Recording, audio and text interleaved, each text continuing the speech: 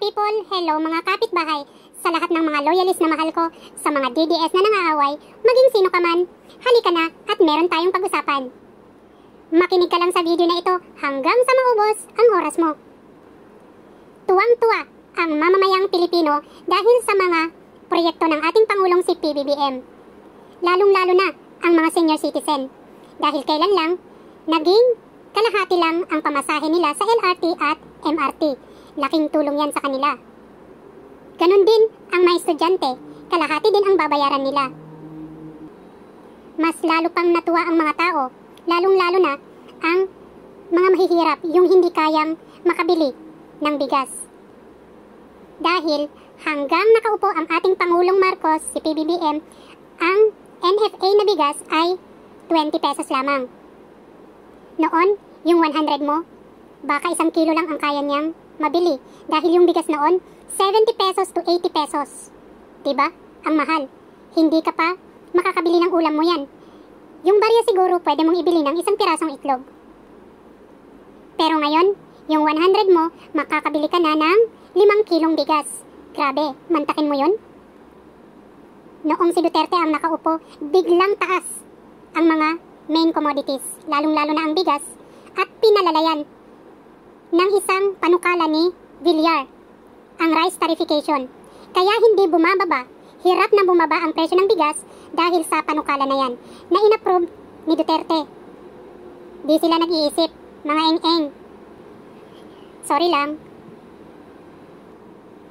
Magagalit ka naman talaga kasi kung makikita mo yung ginagawa nila na hindi talaga yung magserbisyo sa bayan ang dahilan kung bakit sila tumakbo sa isang posisyon sa gobyerno. Imbes na tulungan nila ang taong bayan, mas naging pabigat pa ang ginagawa nila, mga panukala nila.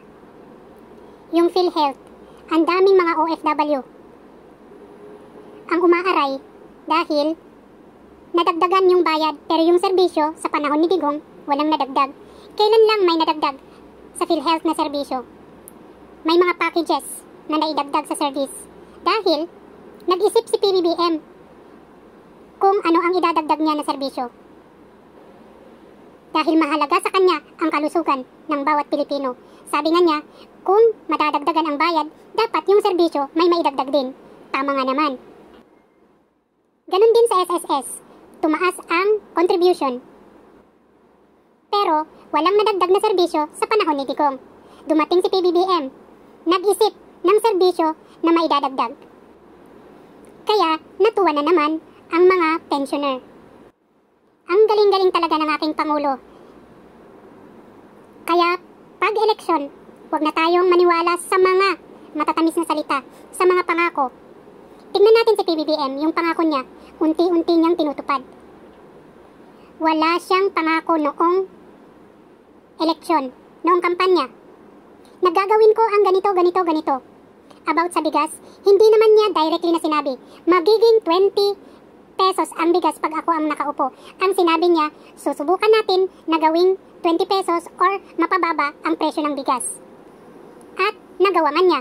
Pero itong mga DDS, itong mga Duterte allies, hindi pa rin sila kontento. Ang sinasabi nila, lalo na itong si Sara, ang 20 pesos daw na bigas ay pagkain ng baboy. So ibig niyang sabihin, ang mga tao na bumibili ng 20 pesos na bigas, mga baboy? Shame on you, Sara Duterte. Wala ka na ngang ginawa. Naninira ka pa. At ito din mga didilis. Sabi nila, ang 20 pesos daw na bigas, mabaho, naninilaw at hindi nakakain. Shame on you din. Ganyan kasi ang alam nyo na klase ng bigas. Dahil ganyan ang mga bigas noong panahon ng mga idol nyo. Mga engot. Sorry. Pero sa totoo lang, ang nagpapahaba ng pila sa bigas na 20 pesos, mga DDS naman diba? Ang sarap niyong kurutin sa singit. Sarap pag-umpugin ng mga ulo nyo para magising kayo. Pambihira, ang mga idol nyo, puro puna, wala sa gawa, laway-laway lang. Ganun talaga siguro ang mga ungrateful na tao. Yung hindi nila na-appreciate yung ginagawa ng isang tao. Sa kanila, lahat ay hindi maganda, lahat ay masama dahil kung paano sila mag-isip, ganun din buka ng bibig, laman ng isip at puso. May mga magko-comment na naman dyan. Mag-post ka ng resibo mo, mag-post ka ng video, patunayan mo. I don't care maniwala ka or hindi. Anong paki ko? I am not convincing you to believe me. I am just informing you. At nasa sayo na kung maniwala ka or hindi. Yung mga nanghihingi ng resibo, sanay sila kasi sa mga pinapakinggan nilang mga vlogger na puro ka-fake newsan ang ibinabahagi. Si Banat Bay, si Maharlika, si Sarah. Sila yung mga vlogger na pasigaw-sigaw na akala mo totoo. Nagagalit-galit pa kuno yan. Sumasabog. Ang bunganga nila, umiinit, umuusok yung tenga nila. Yung mga laway nila, tumatalsik. Yung emosyon habang nagsasalita, ang taas. Parang galit lagi.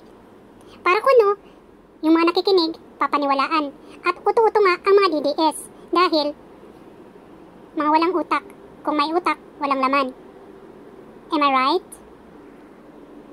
Sorry again. Pero alam nyo, dati nakikinig din ako kay Banat Bay, kay Maharlika. Pero, noong puro na mura, puro na paninira ang ginagawa nila, umiwas na ako. I unfollow them. Dahil naninimbang ako sa mga pinapakinggan ko. I listen to PBBM vloggers, to Duterte vloggers. Kahit din sa mga pinklawan, nakikinig din ako. I balance what I am listening. Pero kung toxic na, palagi yung napapakinggan mo, hindi ka mag-grow. Matatamnan ng poison yung utak mo.